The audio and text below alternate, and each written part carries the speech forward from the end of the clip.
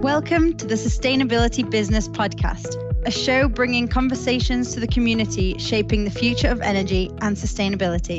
Be sure to join us on LinkedIn and learn about the innovative solutions that are turning the tide towards a more sustainable future for all.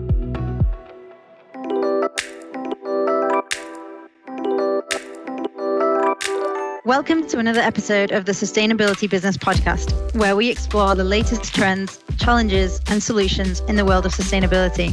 Today, I'm talking with two experts on the topic of supply chain decarbonization. I am excited to discuss this topic in more detail, as this is the area in which I work.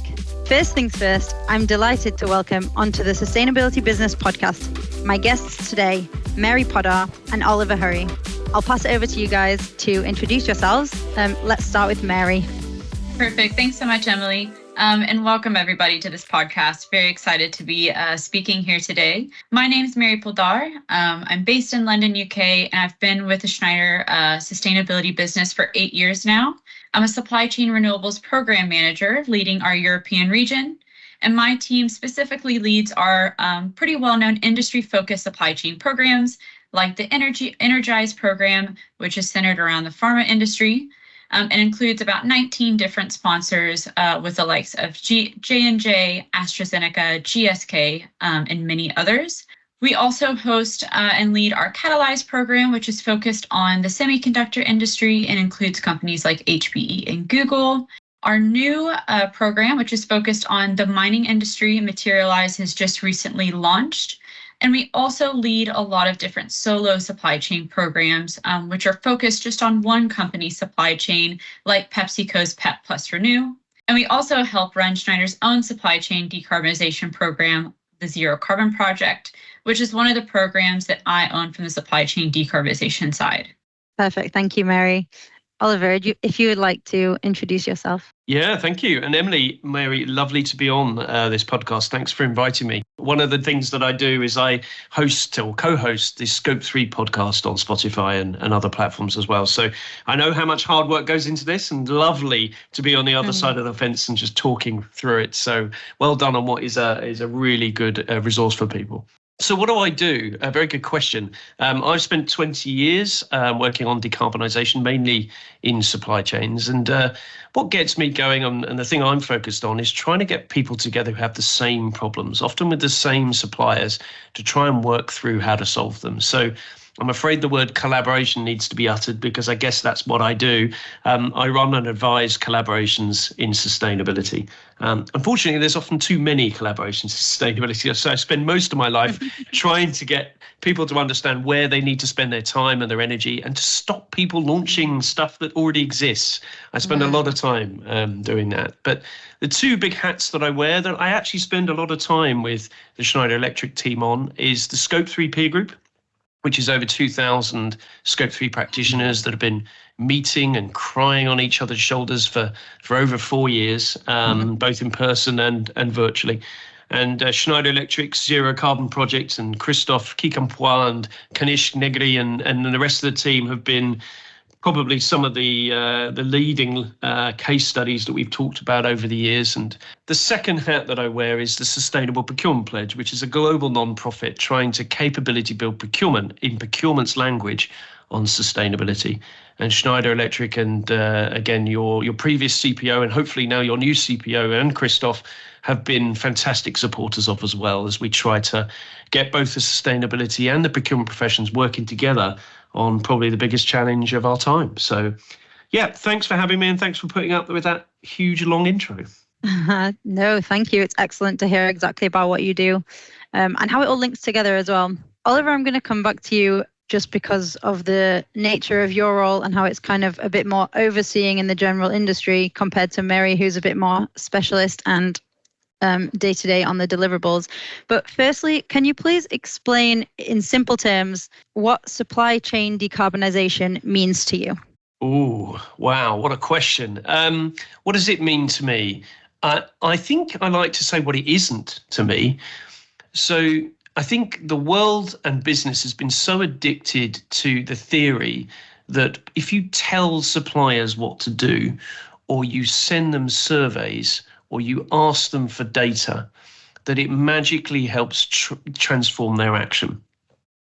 And it doesn't matter whether it's child labour or decarbonisation. Why we still believe that methodology works is beyond me. And so I'm very, very passionate about the fact that the supplier voice, what the supplier needs, what the supplier benefit is more important than ever before. The idea of being a customer of choice, it's actually the suppliers who have the power these days is really important to me. And I think ultimately supply chain decarbonisation is about actually decarbonising, so actually working together with your suppliers to come up with solutions and actions that are good for the entire value chain and the planet, of course, is really what it's about. So what it isn't about is asking suppliers to politely do something that they don't know how to do. It's not about bothering them for data that they don't have, that you'll never look at. So you can tell I get a bit passionate about this, but it's definitely not about just collecting numbers and working out how bad everything is a year ago. So I think supply chain decarbonisation has to be about, and again, unfortunately, the word collaboration comes in, it has to be about working together, collaborating with your value chain and indeed your peers who share those suppliers to actually transform the way in which you make things, deliver things, measure things, provide things, create things, to ultimately think of a whole new way of doing it, because the majority of the world's emissions are in supply chains. And so we need to focus on that more than ever before, and it needs completely different relationships often. So it's a change management exercise, I think, is probably another way of thinking about it. Yeah, I very much agree with you as well, Oliver. I think I see this a lot in our supply chain, just in the industry in general. I think especially when we first start talking with companies that, they think, okay, here are the 3 steps that I need to do. And suddenly at the end of that, if I do the reporting, I do some strategy work with them, I tell them what to do, they'll automatically decarbonize. And it's definitely not a one-way show.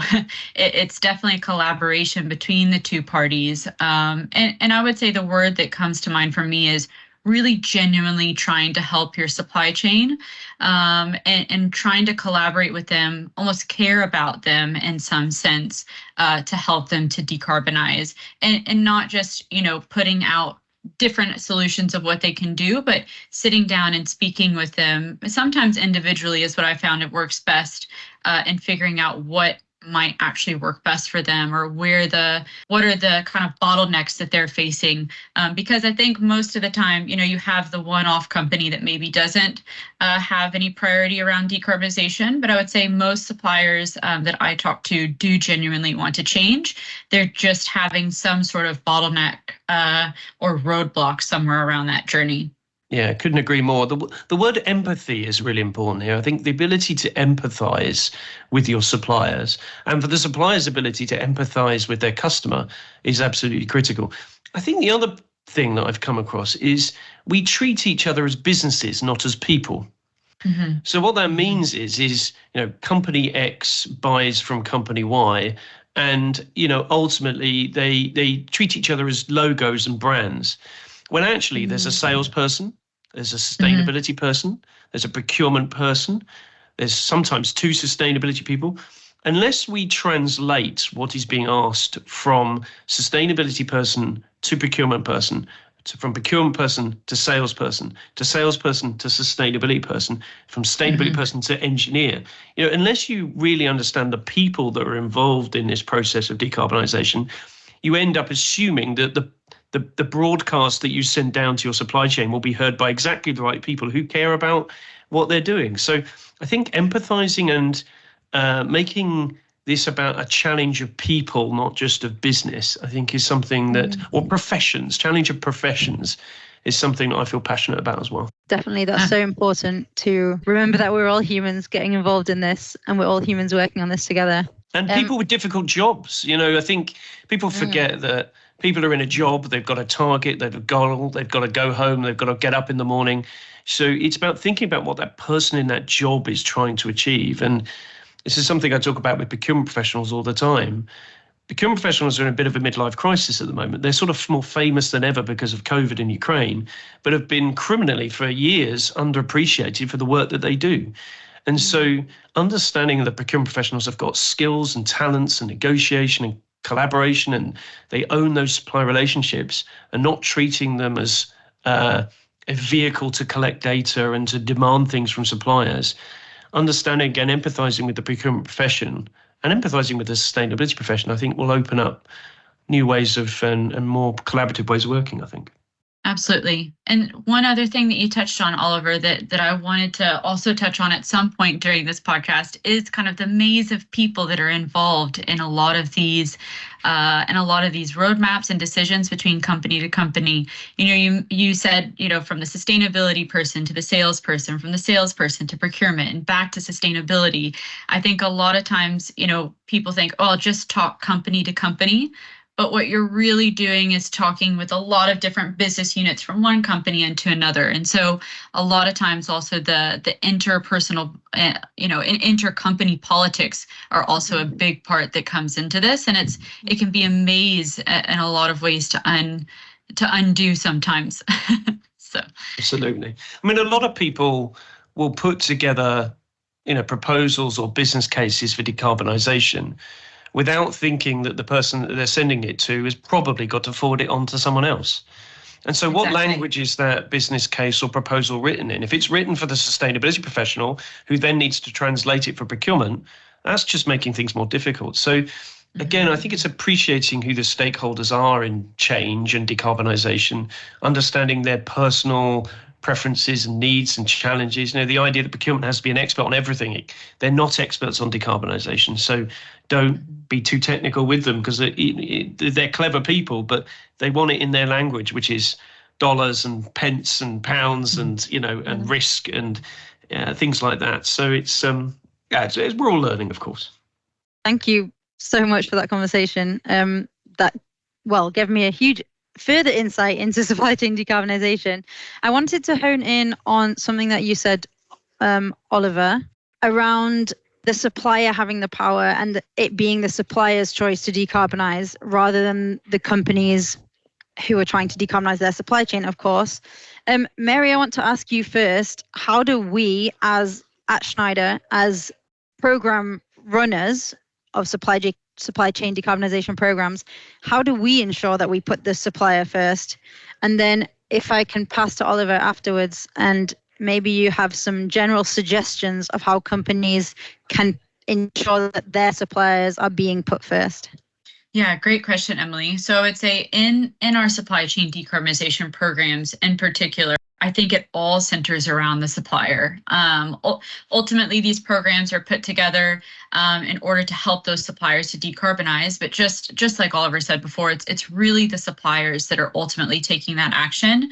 And sponsors or companies that have these supply chains can influence that, but ultimately is their decision. So the ways that I think sponsors can help their suppliers is to, for instance, give them lots of different resources that they can take advantage of.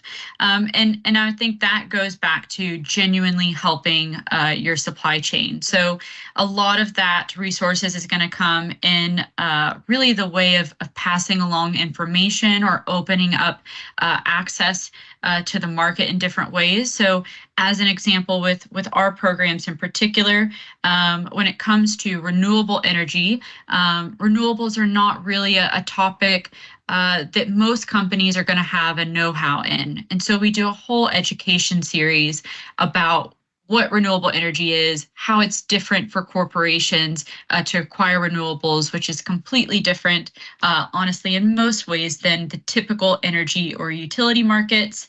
And so we bring that information to them so that they can assess it, but then also so we can help them know what their options can be so that they can take the best choice or decision for their business in terms of what makes the most sense. The second way that we do this, especially in regards to renewable energy, is trying to break down the barriers for accessing different renewable energy procurement options, especially in the ways of power purchase agreements. Typically, power purchase agreements have kind of been that golden sun option, I would say. No pun intended in terms of solar, but yeah, that golden sun option for renewables, because it has the potential for a company to hedge the energy market or to make money and not have that green premium, though that's not always the case. It has a great addition of additionality, which means that renewables were put on the grid and wouldn't have been done so without my action. But the big challenge there has been only big energy users could take advantage of those previously. So just an example for those on the call, what I mean by big, I mean at least 100 gigawatt hours of annual usage in a given geography, for instance, in a country or within the European Union. And so what we've done through our programs is trying to break down that barrier so that smaller energy users, like what typically has in supply chains, can take advantage of those options and those economic savings that can come to them and break down that barrier to maybe even 20 gigawatt hours and things of that nature. So lots of different ways we're supporting, but those are some of the big ones that are coming top of mind. Amazing. Thanks for so much detail on that. Oliver, I'll remind you how I was going to pass this question over to you. Do you have some general ways that companies can ensure that their supply chain decarbonization is putting the supplier first? Yeah, and I think just to make a thought on what Mary said there about the renewable energy thing. So one of the things we talk about in the Scope 3 peer group is there are a range of things that are no regret actions for supply chain owners to be taking. And the phrase no regret actions is taken famously from the GSK team, who have this wonderful attitude, which is, this is a no regret action for us to be taking with our supply chain. So let's just get on with it. We don't need bags of data and pontification about it. Let's just do it. And investing in renewable energy with your supply chain is pretty much a no regret action. It's something that everyone could and should be doing in some way. So it is, and that's why, again, I think the work that you're doing with some of the most impressive companies, I think, in the world on this is so important. I think in terms of helping to understand the supplier point of view, so there's famously three reasons why suppliers don't decarbonize. And I like to add a fourth onto there as well, which is, so the three are capacity, capability, and money. So suppliers lack the knowledge, the capability of what they need to do to decarbonize most of the time. Often the big companies do, but most of the suppliers don't.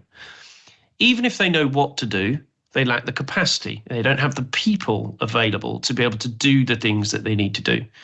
Even if they know what to do and they've got someone to do it, they quite often lack the business case or the money to make it happen. The fourth one I like to talk about specifically, I think often with renewable energy, is trust. So suppliers, particularly when customers are asking them to do something, are always suspicious. And there's that level of trust. What is this about? Why are they asking me to decarbonize? Why do they want me to invest in renewable energy? What's all this about? And often in supply chains, particularly manufacturing supply chains, you get people in factories who've worked in those factories for decades. Often their fathers and mothers have worked in those factories before them. And there's this feeling of, who does our customer think they are, sending a company around or a consultant around our factories, poking around, thinking they know what to do in here? I'm the expert of my factory. And so trust is a critical thing. Why are your supply chain owner, your customer, asking you to decarbonize? Why are they asking you to invest in renewable energy?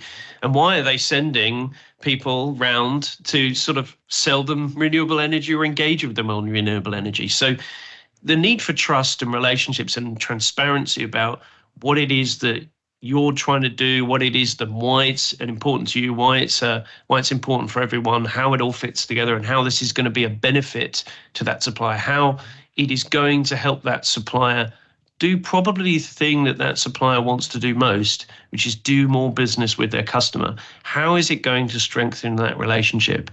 Because that's the thing that speaks to the CEO, to the salesperson, to the procurement person, to the sustainability person, is let's do more together. Let's have a stronger relationship, a longer relationship.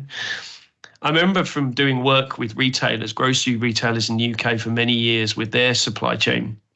It was always a case of, hey, suppliers in food and drink, would you mind kindly being more sustainable, please? Oh, and by the way, can we have an extra penny or cent off the price of the product on the shelf? And, this sort of frustration that used to bubble up from the supply chain, which is, you can't tell us to do one thing and then have the procurement team and the commercial team hammer us down on another thing. Those two things don't fit together. And it was only when you sort of mix those frustrations and conversations together that you start to realize that, you've got to be joined up in a business. You've got to get procurement and sustainability joined up on those messages. Otherwise, you frustrate the supplier. And so that reality, I think, again, it comes down to that empathy. So, yeah, hopefully that helps. Yeah. So it's from that, I take that it's important to be very clear for both sides, the benefits of going through that process, whatever that might be, in the aim to get to supply chain decarbonization. Yeah, absolutely.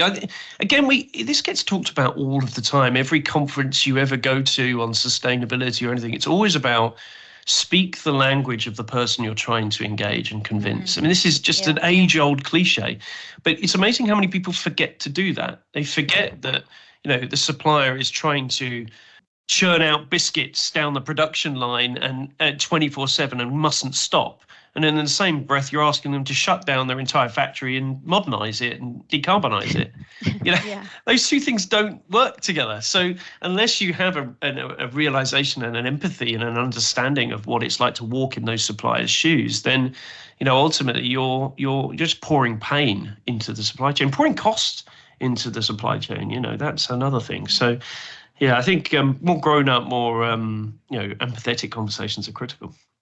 Absolutely. And it's making me reflect a little bit, Oliver, on the programs that we do have and maybe how lucky we are with a lot of the companies that we've partnered on and their supply chains, because especially as I think about the renewable energy cohorts, that kind of idea to give access to suppliers to those options really came about because those companies were entering into power purchase agreements themselves and thinking, this is such a great opportunity for us as a company. If only there was some way for us to give that same opportunity to our suppliers, and really thinking about that collaboration.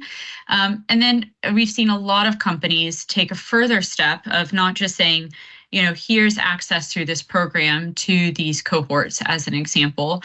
But in some instances, there's even programs where those sponsors are joining those cohorts themselves and really, walking the walk with their suppliers. And I think those are going to be the most successful of those cohorts is those where both the company that's asking their suppliers to decarbonize are taking the exact same step with their suppliers and really showing that collaboration and saying, we're in this with you. We'll take on the same risk and benefits that come along the way. And sometimes I can't think of a better collaboration story than that one.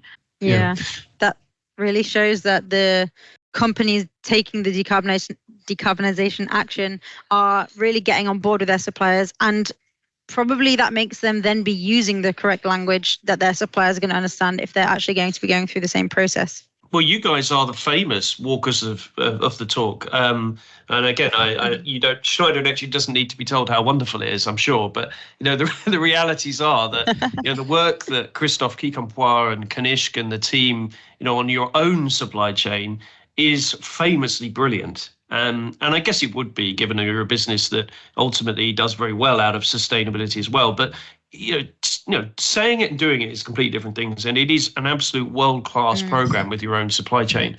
And I think that you're one of very few that managed to truly learn from what you've, the hard lessons of what you've done yourself and apply it to others. And I think that's probably why you've been so successful, is that there are very few that can have been through the wars and the lessons and have the scars and have, become experts by doing it yourselves. And that's rare these days. Thank you very much. I think we like to think that, if everybody's winning, that we're all winning, right? So I think it really moves the needle. And And many times, for myself as an example, working on the zero carbon project, the conversations that I have within my own Schneider team and within the other programs are really the same. And that does show that, we like to walk the talk and really do things that make sense, I think, for businesses ultimately. Yeah, thanks for sharing that. I wasn't aware of that. It's great to hear that we're so good at collaborating. So I wanted to zoom out a bit and discuss how supply chain decarbonization is related to a company's overall sustainability goals, because supply chain decarbonization is quite a specific topic. Yeah, great question. I think the cliche that again runs round is the fact that Scope 3 is just other people's Scope 1 and 2 is partially true, but I think it is a very important one. I think ultimately, a lot of impacts, regardless of whether it's, again, social or environmental, are in company supply chains for most companies. I think obviously, ultimately, there are plenty of businesses like your own where actually the impact is in your customers as well. So I think inevitably a business has to take a view on sustainability that involves, what is it that you actually pass on to your customers? What is it that's in your supply chain? And what is it that's in your own operations? And viewing it as an integrated thing is really important, because quite often, the work that you can do with your supply chain and your products and your services will transform the impact that you have in your own operations and with whatever you're passing on elsewhere to either your customers or whatever. So I think seeing it holistically is absolutely critical. I think a lot of the times you do see this sort of divorce or Chinese walls between the people that work on value chains, the ones that work on operations, and the ones that work with customers. I think it's really important to have that connected view. A great good example of that, again, I guess comes back to the sort of walking of the talk. Some of the best supply chain owners who do great work with their supply chains on decarbonisation get their own energy managers, their own Scope 1 and 2 experts, their own engineers, and say, hey, what is it that makes us so good at our Scope 1 and 2?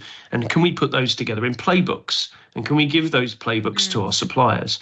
And so this idea of sort of, those that are really good at something saying, look, we're not just going to demand it of our suppliers, we're actually going to help them and pull these playbooks together.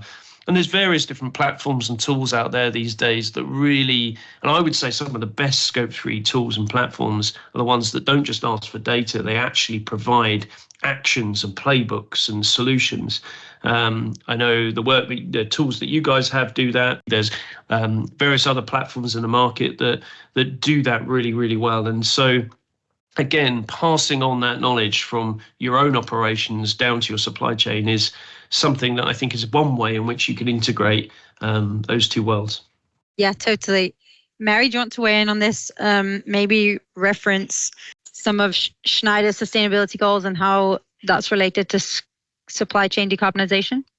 Sure, absolutely. I think what Oliver said is very correct in terms of, supply chain decarbonization has become such a big topic whenever it comes to a company's sustainability goals, because it in large part takes up the majority of the emissions.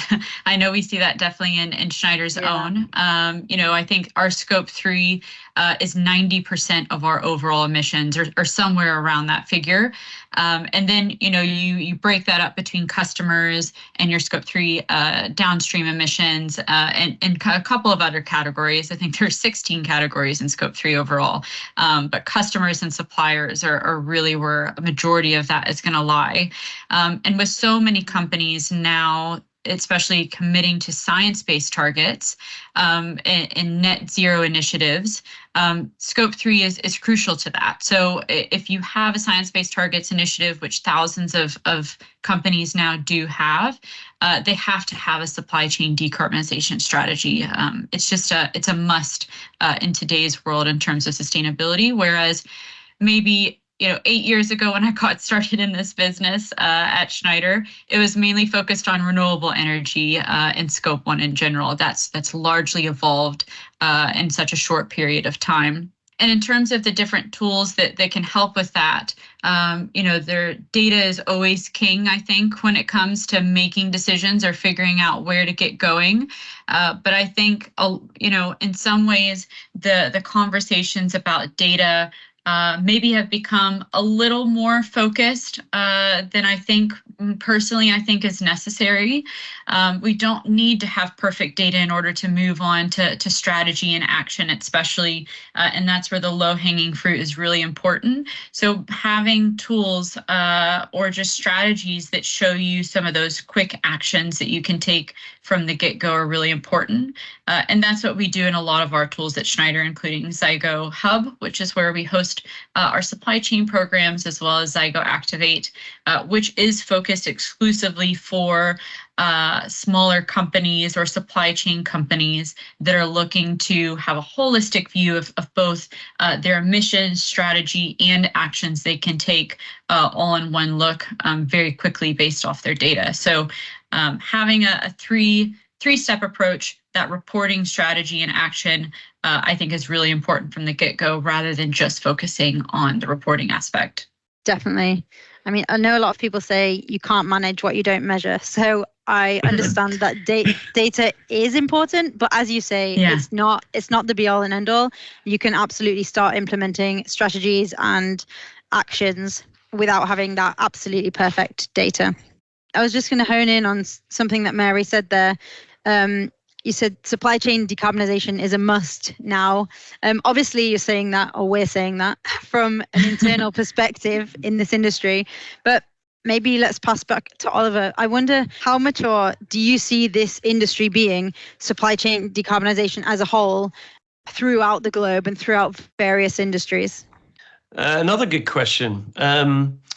So I've just come back from Miami.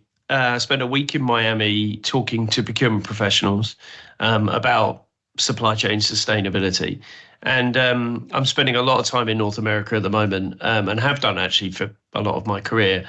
And it's interesting. There is a massive difference between North America and Europe. And a lot of people, again, it's a cliche. People talk about, oh, Europe's ahead of North America on sustainability. And I'm not sure I entirely agree. Philosophically, we might be ahead, I think, if you want to call it ahead in Europe.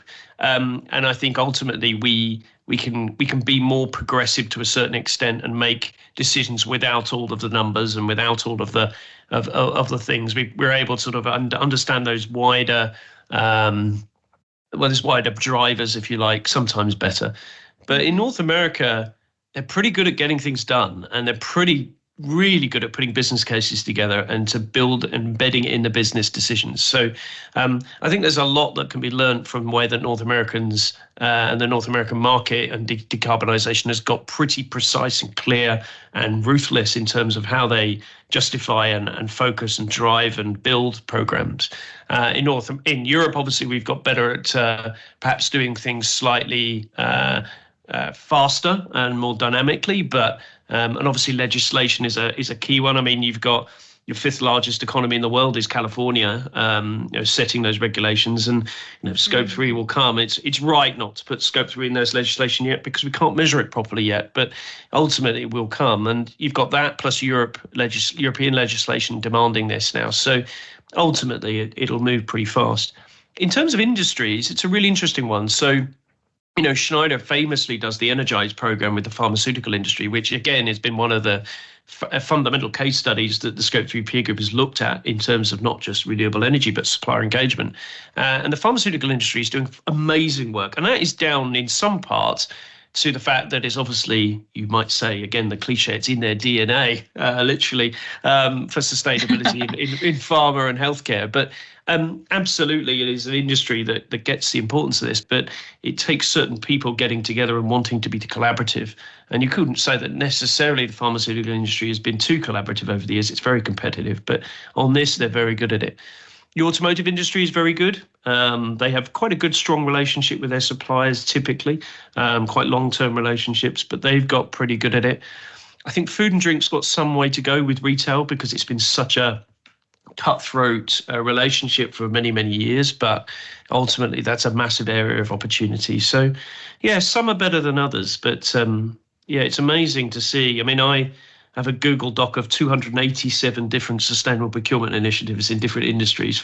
And I love looking to it and adding to it every day. And the hearing aid industry, for example, or hearing solutions, as they call themselves, are starting to convene now and collaborate. And who would have thought that, on supply chain decarbonisation? So there's always an initiative for everything. Absolutely. And I was just, pondering and thinking about the different industries and the different things that I've seen them do really in the last year specifically. And I think sometimes there's this thought that especially the tech industry is really far ahead when it comes to sustainability, and maybe mining is well behind. But I've been surprised, I think, by both of them in the last year. I think one of the things that I've realized is not all industries, especially those that are leading, have it all figured out. Speaking to some of the tech companies, especially, for instance, with the semiconductor industry, you realize that there are different pockets where there's a lot of work to be done. And so pushing the way forward there and continuing to ask questions and how to get better is something that I continue to see there.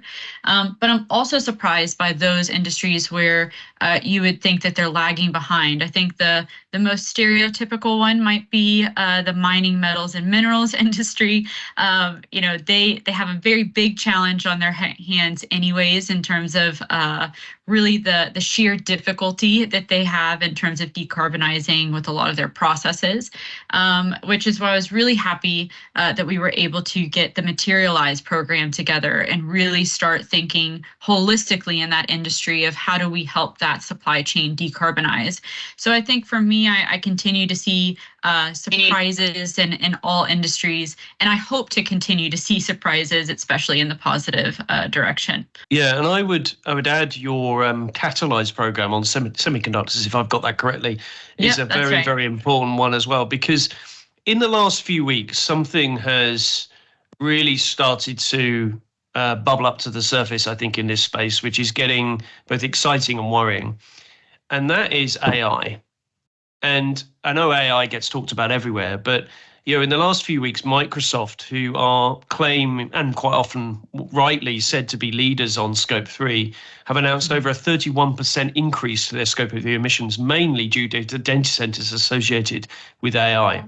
Mm-hmm. Now, AI energy consumption is going through the roof. Dublin has always been an area where there's the sort of data center hub in Dublin, and they're having to row back on new data centers there because the energy consumption is just overpowering the grid. This is a significant concern, and AI always has this double-edged sword. Is it going to save us or is it going to kill us? And in sustainability, every solution that's out there is claiming to be able to use AI to improve sustainability. But at the same time, if we're guzzling up the world's energy resources because of AI. So that's a fascinating area that I'm personally going to be spending more time on with the Scope 3 peer group in the next 12 months, because it feels like it's both a win and a worry around that. And it'd be fascinating to see the tech industry really carefully think about this and their own Scope 3 emissions, because every company buys IT and tech and AI. And if we're going to see that area of emissions go through the roof, then everyone's Scope 3 scope, is going to be impacted. So that's one area where I think we need to do a lot of work. Absolutely, Oliver. And I think it'll be interesting to see how the tech industry adapts to that. I think traditionally the concept that I've heard with a lot of those companies that build data centers is we won't build a data center unless it's powered by renewables or has a significant amount of renewables. And just so the audience maybe gets a sense of the type of energy that we're talking about, normally one large utility scale wind or solar farm is going to power one data center. They really are massive uses of energy. So whenever we think about data centers and where they collect, they typically collect in similar places like Ireland as an example. And so especially coming from that renewable energy lens, I'm interested to see how the solar and wind developer space tries to keep up with that energy demand. And is it possible for us to build so many wind and solar power plants all within the same vicinity and power these data centers? So definitely interested in that space as well, Oliver. And I do think it needs a lot of work. Agreed. Thank you so much for delving right into this topic. I've learned so much myself from you two, and I'm sure that our audience has too. I just want to wrap up on one question, and let's keep it brief. What would you suggest, maybe the top 3 things to think about if a company wanted to decarbonize their supply chain? Where should they start?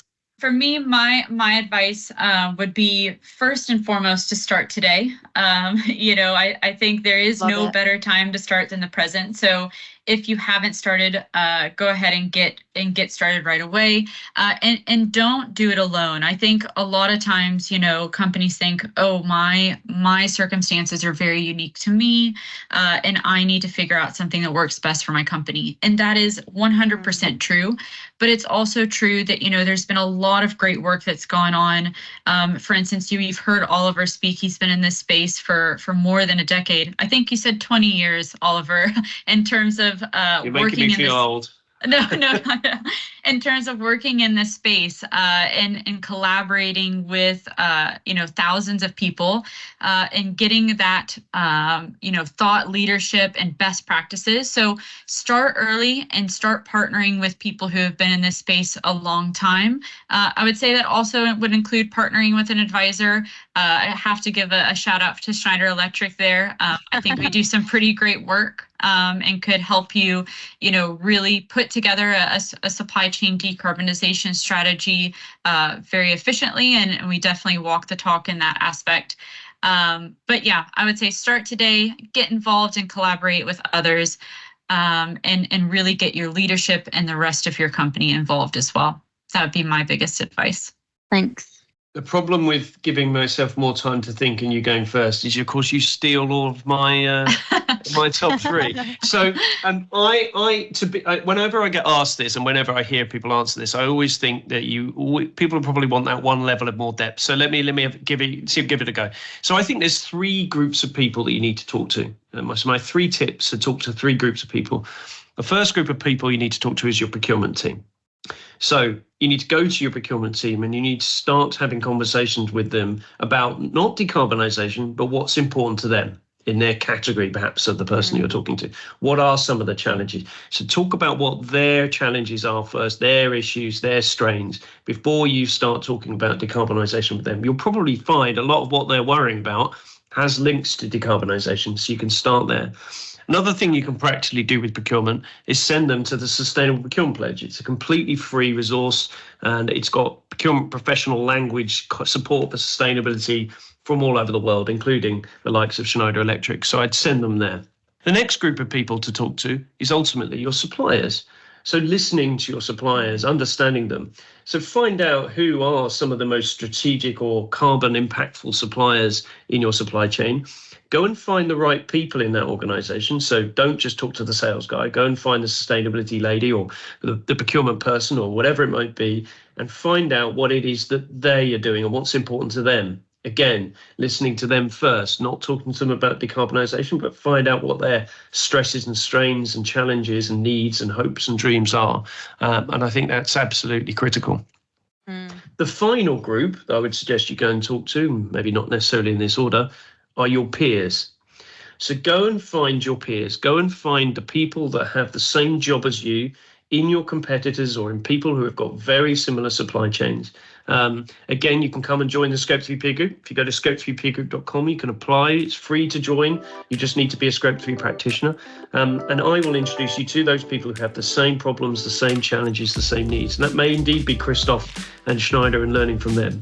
So your peers, your procurement, and your suppliers. If only suppliers started with P, it would make it more romantic. But there you go. Hopefully that's useful. Amazing. Thank you both so much for this conversation today. Thank you so much. Thank you for listening to the Sustainability Business Podcast. We hope you've been inspired by the Trailblazers and their innovative solutions for a more sustainable future. Be sure to connect with us on LinkedIn to stay engaged and informed. Together, we can be the change makers our planet needs.